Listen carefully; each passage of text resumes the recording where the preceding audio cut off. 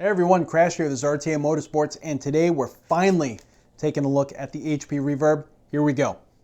Welcome to RTA Motorsports. So one thing I just want to get out of the way real quick, this is the HP Reverb Pro Edition. If you're looking at the consumer version, which is a little bit cheaper, there are some differences. And some of the quick and big differences are the warranty is a little bit different.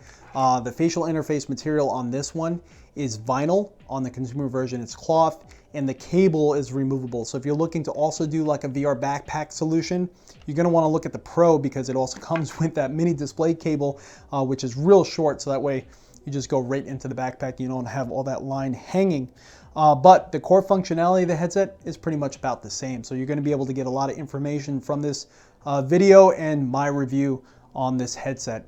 Also, if you have any questions regarding this headset or any of the other hardware we use in our simulator, you're going to want to subscribe and hit that reminder bell so that way you can kind of see when we're live and ask me directly or live chat. We have a lot of very good people that kind of jump into the live chat that know a lot about not only VR, the VR world, but also sim racing, and a lot of them have motion rigs as well. So if you have any questions, jump into live chat. We look forward to seeing you there. All right, so I'm just going to give you a brief overview of the headset itself and some of the specs. So the one thing that everyone talks about with this headset is the screen resolution. And this headset itself is using dual 2.89-inch displays using that LCD RGB subpixel arrangement type technology that we come to know with a lot of the current gen VR headsets. If you're new to VR, the RGB subpixel arrangement helps mitigate some of that screen door effect. Although in some headsets you can still see it, it's a lot dense. It's a lot more dense than we found in the older panels. So the headset itself, the way that they actually angled the screens, we now have 114-degree FOV, which kind of puts it around middle of the pack with a lot of the other VR headsets that are out there. A little bit more than what we find with the Oculus Rift S, a little bit less than what we find with the Valve Index. The lenses themselves are Fresnel type lenses. They're very small lenses, and unfortunately we don't have an IPD adjustment slider. It is a software adjustable IPD. The IPD of this is based at 63 millimeters plus or minus 8 millimeters. So you do have quite a wide range there, but obviously it's not going to work for everybody. The cable itself, and like I said, on the Pro Edition, it is removable. It's a 4-meter long cable. It's a little bit less than a lot of the other VR headsets that are out there, but it's, 4 meters long, pretty good distance. And on the end, it has a DisplayPort 1.3 and a USB 3.0. Does not require a power cable separately because it takes all of its power from the USB, like most other Windows mixed reality headsets that are out there. On the other end, for the Pro Edition, it has their own proprietary connection where it connects into the back of the headset right there. For tracking, it doesn't use any external sensors. It's using the Windows Mixed Reality tracking system. So it's using the dual cameras on the front, and that's it. The dual cameras on the front also track the controllers. We'll go into our experience with tracking a little bit later, especially with our motion rig. The headphones are basically just normal headphones. It's not doing anything fancy like blowing the audio over your ears or into your ears. It is just a normal headphone design that does kind of pop in and out. So you could hold it out so that way you can hear people around you, pop it into your ears. You could slide it up and down, does have some adjustability there. This also rotates back and forward. And then you could also rotate the ear cup to go against your ear. The neat thing about these headphones though, they're removable. So just use a coin like a nickel and they'll come right off. The head strap itself is pretty flat where the mounting surface is, so you could fit headphones up and over. And it does have a 3.5 millimeter jack on the back for your own audio solution. The head strap design kind of reminds me of like the Oculus Rift CV1, very simple in design. Does have a little bit of a spring mechanism there for adjustability, but you do have Velcro on the sides and on the top to really cinch it down on your face. The headset itself only weighs about 0.95 of a pound, which translates to 433 grams. It's really small, really compact, and actually pretty light. So let's go into my thoughts and opinions on this headset. All right, everyone, so we're inside the rig and we're gonna test this headset, and I'm just gonna give you my information in real time as to what I'm experiencing, what I like, what I don't like. You're going to notice that the rig is going to be moving. We're in the Prosimu T1000 3 Degrees of Freedom motion rig. The other hardware, I'll have it in the description. If you have any questions, anything further regarding the headset or whatnot, get to us in the live stream. So let's throw on the headset and let's get going. We are in Assetto Corsa in the BMW M3 GT2 car. This car and track combination, as far as the track we're at, the Nürburgring, it's kind of like a little bit of an addictive grouping that I've been going with lately. The first thing you're going to notice when you throw on the headset is going to be the resolution. If you've used other headsets, this is going to be the aha moment, because you're going to be able to read everything in the cockpit without straining. And a lot of the headsets that are out there, you have to kind of look at things and you're like, yeah, all right, it says that, or really kind of get that sweet spot down in focus in the items. In this one here, the sweet spot is in such a right place that I glance down without moving my head and I could read the dash just like I can naturally in real life. Off in the distance, you can see the curbing, the red and white curbing, that's going around that right turn there. On the outside of the turn, as the road is going out of view, I could see the red and white colors on that curbing, and I could see where they are on the curb. So you could see a pretty good distance with this headset. Now, looking off into the distance, you can start to see a slight texture of where the screen door effect would be, but it's so hard to see that it's really, really well hidden. These panels do a good job. But yeah, I could read and see everything in this car just like I would in real life. So the limiting factor here is not going to be really the resolution at this point. I actually really enjoy the perceived resolution in this headset. It's really nice.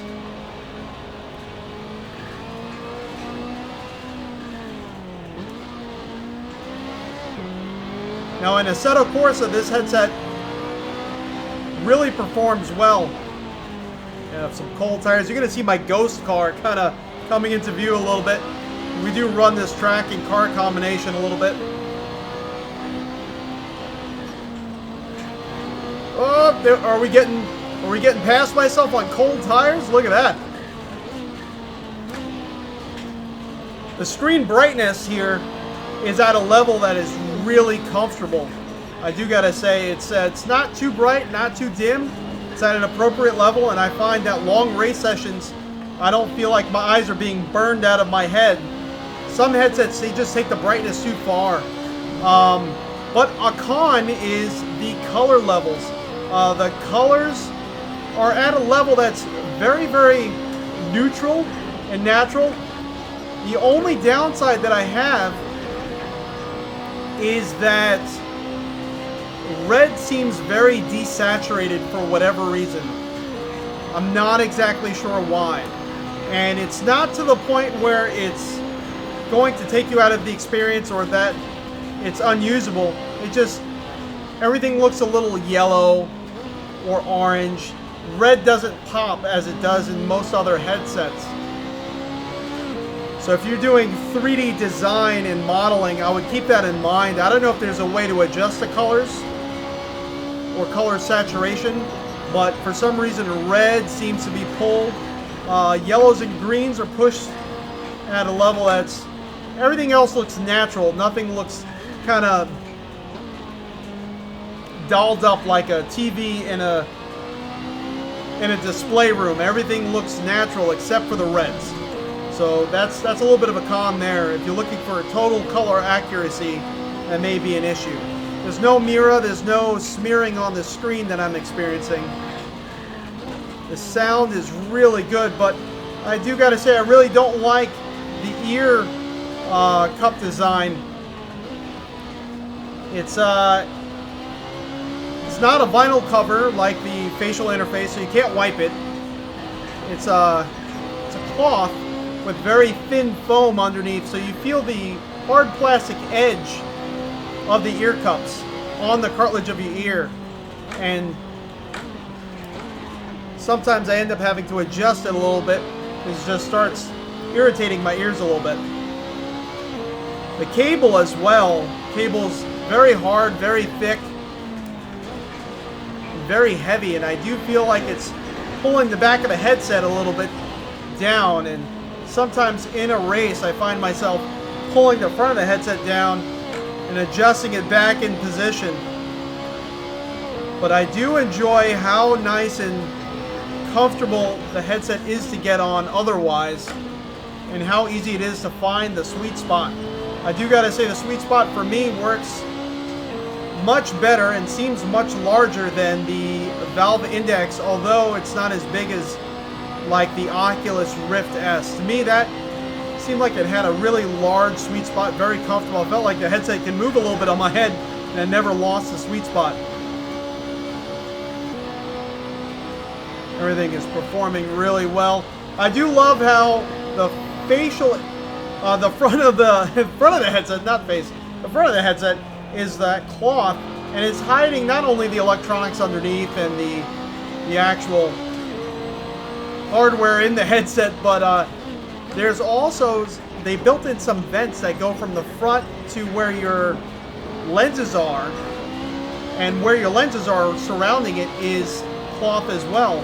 So heat is able to escape out pretty well. Some headsets just get super warm. This one gets warm. You do feel the heat coming from the internal electronics and the screens, but it's really not too bad. The Valve Index is a really warm headset to wear. This one, not too much. This is probably one of the more comfortable headsets as far as heat production.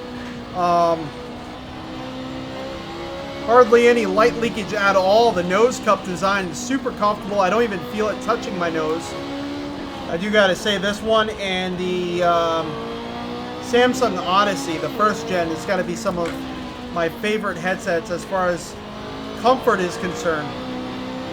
Yeah, when everything comes together with Windows Mixed Reality and you're hitting 90 frames per second, I feel like I could be so accurate in this headset. The lap times tend to be a little bit faster when everything is working well, and it's because I could look off in the distance as I would if I was really on a track, and plan my next maneuver. And being that I'm in VR, I could see different undulations of the track and the geography of the area we're in, and kind of get an idea as to what's an off-camber turn, what the car may do. 3D space, it's a lot easier to kind of decipher what the track is doing than really looking at it on a screen. And with this increased resolution, I could see off in the distance a lot more. And that's just really, for flight simulation and driving simulation, that is magnificent. It really is. It's a tool at this point. The shadows on the track kind of give a little bit of a shimmery effect when they're off in the distance. A lot of the other lower resolution headsets, particles even next to your car will give you a shimmering effect because they're kind of struggling to resolve that due to their lower resolution. I don't really get that with things that are fairly close to the car.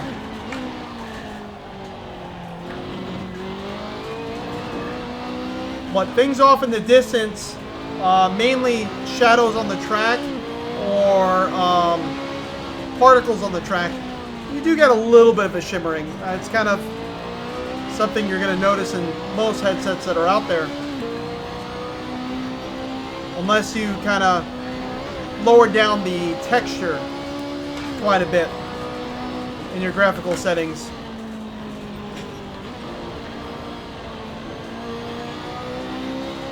This is so awesome. The scaling of everything looks very good. Nothing looks abnormally blown up or giant. Everything looks as it should in real life, which some headsets kind of fail to do. For some reason, some headsets, the scaling of things is a little bit funky.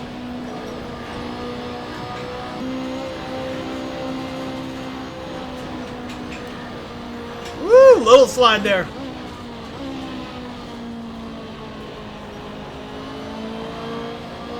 Overall, I really do love this experience when it comes together. I just wish Windows Mixed Reality was a little bit better about their predictive tech. You know, again, Pimax has their brain warp technology. Steam VR, for their Steam VR headsets, has motion smoothing. Oculus was kind of the pioneer in that tech. For sim racing and flight sim, that would be amazing, because a lot of that software falls apart if you're moving your head a lot or if you're moving in the space a lot. But for us, we're not really moving in the space a lot, so we could really take advantage of that tech.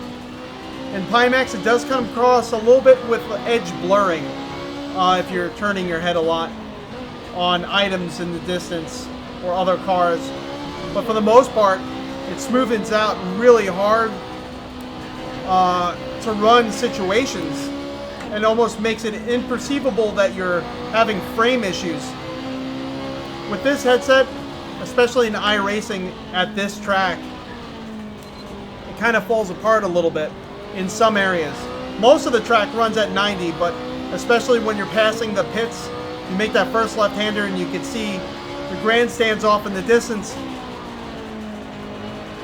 It really causes an issue there.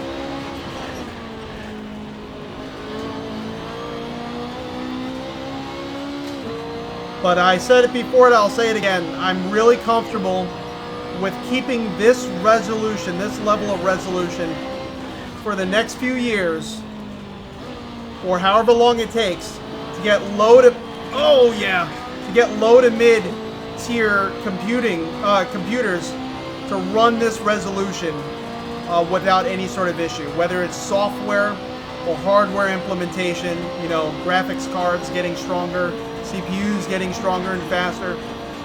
This resolution, to me, is fine.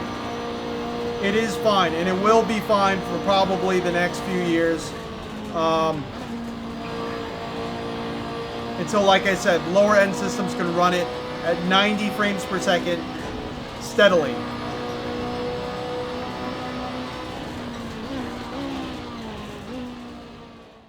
So first, let's jump into the cons of this headset. So the first main con I'm going to say is that unfortunately it's running on the Windows Mixed Reality platform. Now the Windows Mixed Reality platform is not really the most optimized platform that there is out there, like Oculus, Pimax, Steam VR with the Valve Index or HTC Vive. It doesn't have any sort of technology other than reprojection, so it's not having like their motion smoothing or brain warp technology that the other platforms seem to have. Or if it does have it, I haven't noticed it because it's not working. And unfortunately, reprojection in some scenarios doesn't seem to work at all either, which is kind of a big letdown. So in like iRacing, you really need to be as accurate as possible in some scenarios when you're coming into like brake markers or braking zones, or if you're trail braking behind a car. Things can happen really fast and you just need to be as accurate as possible. The last thing you need is for your frame rates to start jumping around and for you to start feeling the frame rates jumping around. And unfortunately that happens. I can't tell you how many times on most tracks in iRacing we would run into an area where it would jump from 90 to 60 frames per second up to 70, 60, and you kind of feel that judder in the headset, and it's just really hard to maintain that accuracy when the frame rate's jumping around. The next con is going to be the cable. Now this is a 4-meter long cable, which is smaller than a lot of the other cables that are out there for VR headsets. It's a 2-in-1 cable, but this thing is thick. It is very firm and it does not like to bend at all. Now in VR, the last thing you want is to notice the things that are tethering you to your experience. And with room scale VR, this was almost unusable. I couldn't even manage to get the headset out to the furthest areas of my room, really even coming close to maximizing the space that Windows Mixed Reality allows. So the cable itself is really kind of a letdown in that sense. A lot of us sim racers, we use actual car racing seats, kind of high back racing seats, and I sometimes do feel the cable coiled up in my upper back and just resisting bending, kind of running out to my side. So sometimes in the live streams, you'll even see me kind of fiddling with the cable unfortunately. And where the cable plugs into, it kind of creates this hard, big plastic area that sometimes pinches me in the back of the neck.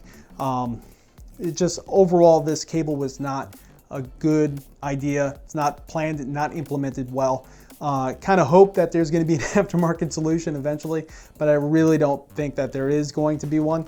The next con with fitment is going to be the headphones. Now, I do enjoy that it just has normal headphones, and again, the headphones do work well. It's just the way that they swivel, it never feels like it's swiveling enough, and it does move just a hair when I'm in VR and moving around, and then it resists moving back to try to, contour to my head.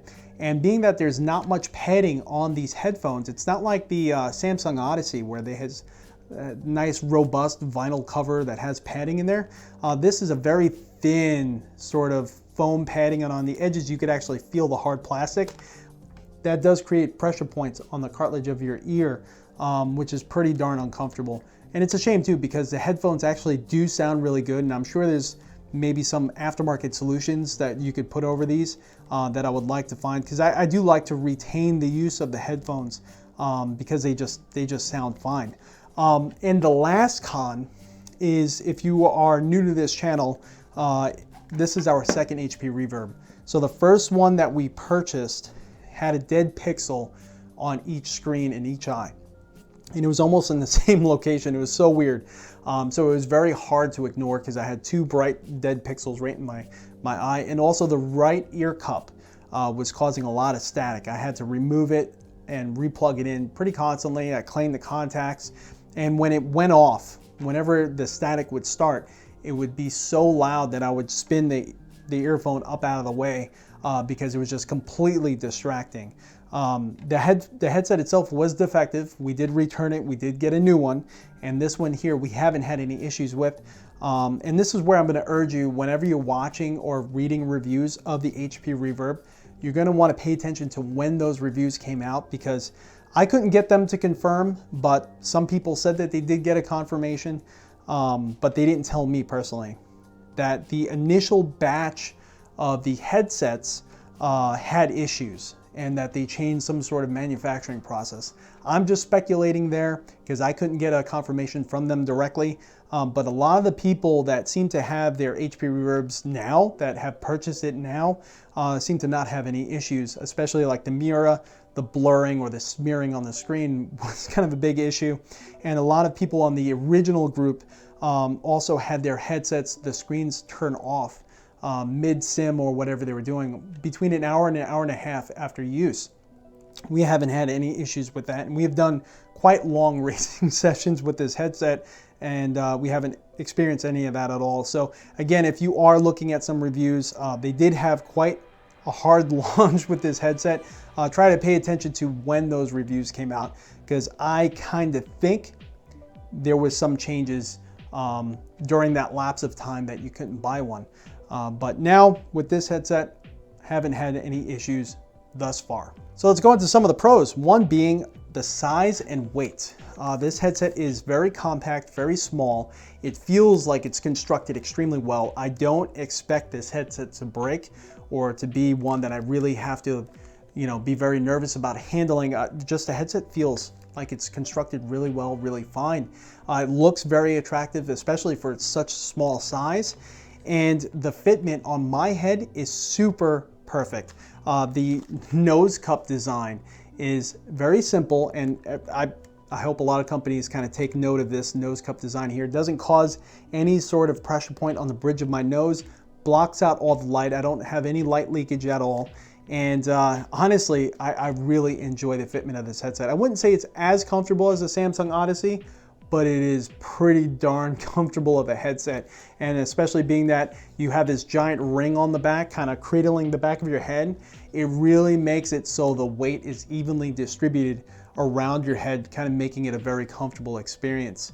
But besides that, the resolution is the next pro. The resolution itself is it is quite an amazing experience. Now, again, the colors is a little bit of an issue. Where red feels like it's a little bit pulled back, kind of a desaturation of red, but the resolution is quite an astonishing thing to be able to not only read your dash without really having to look at it or try to decipher what pixels are lining up to make a word look like, but also to be able to see things in the distance. Now, it's not going to be like your normal vision, but you are able to see out to brake markers a lot easier and a lot clearer than you were in other headsets, just to really enable you to sort of look ahead when you're racing. Now, Driver 61, if you guys haven't heard of him before, definitely check him out. He's an actual professional racing car driver that now has a sim channel. He even said in his video recently that you need that's one of the biggest mistakes with sim drivers right now is they look in the here and now, and they're looking in the turn that they're in. They're not looking beyond the turn they're in to plan their execution on turn exit and lining up the next turn, the next apex. And if you have a headset that's really low resolution or has really bad screen door effect, it's kind of hard to do that, to really look off in the distance. And that was kind of a big problem with the earlier gen VR headset. This one here, it makes it feel so much more natural, especially when things are running really smooth. So I do enjoy the resolution of the headset here. So in conclusion, do I think you should go out and just buy yourself an HP Reverb right now? Well, if you're in the market for a VR headset, sure. I do believe that this headset here should be on everyone's list of conversation when you're talking about what your next headset should be, or what you should go for.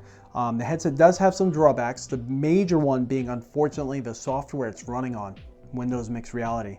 I do feel like if there was some better software implementation, this headset can maintain 90 or let the end user perceive 90 really well, and there wouldn't be any problems. But unfortunately, at the moment, because of that, I am going to suggest, if you are looking at this headset and you are looking to do sim racing, you are going to have to manipulate some of your graphical settings, pull them back a little bit to maintain or get close to maintaining 90 at all times. And you're going to want to make sure that your system can handle it. Again, we're running a 2080 Ti and an AMD Ryzen 3900X, and still we can't maintain 90 all the time in all titles. Assetto Corsa, yes. Race Room Racing Experience, getting close to it. Assetto Corsa Competizione, no. iRacing, no. And that, is just lending itself to just how hard it is really to push that many pixels. So I am going to say that with this headset, kind of let me know that I do love resolution. I do love total resolution, but I would be comfortable with headsets staying at this resolution for a while until hardware and software implementation can really catch up and get us to a point where mid and lower level systems can run this comfortably all the time. For me, this resolution feels like it's enough. Yes, I can see the screen door effect. No, I can't notice it when I'm driving. And the screen door effect is so slight that it's really almost like an effect you're seeing on hard surfaces or flat single colored surfaces. When you're moving around and doing stuff, I don't even notice it then. And that's quite an amazing space to be in. So I do recommend the headset, of course, with the assumption that your system can run it and that your system is strong enough to run it. So everyone, I hope you enjoyed this video. Hopefully I answered any questions. And again, if you have any further questions, get us on one of the live streams. Subscribe, hit that reminder bell so you know when we're live streaming, and I'll gladly answer any questions you have, or at least try to. And if I can't, I'm sure someone on the live stream will definitely answer your question for you. So everyone, thank you so much for joining in. I'm Crash. Have a great day. See you all next time.